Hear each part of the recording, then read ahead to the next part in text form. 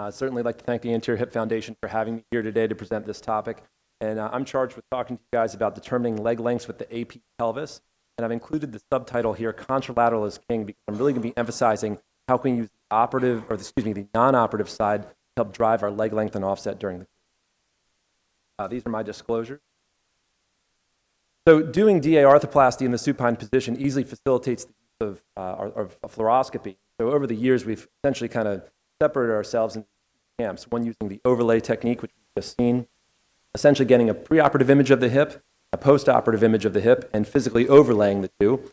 And the displacement of the center of rotation of the femoral head is essentially your change in leg length.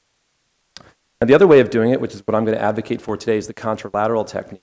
Essentially what you're doing here is matching up to the contralateral side. In this case, a fixed point on the pelvis, a fixed point on the femur, looking at that vertical distance, essentially aiming for symmetry. And whether you're an advocate for the overlay technique or if you're like me and you're advocating for the contralateral technique, as John just adequately showed us, we now have modern computer navigation protocols. These are AI-driven protocols, which will in real time, using the known size of your cup that's already in there, will calibrate your image, these real numbers to work with, forward with your case and get really accurate data. I'm a little stuck here on my, there we go.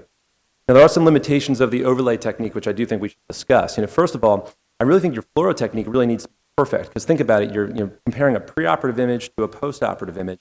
Well, think about all the things that you're changing between those two time points. You're bringing the C-arm in and out. You've brought the table maybe up and down a little bit. Perhaps you've airplaned the table a little bit for exposure, canted the C-arm beam to that standing AP pelvis.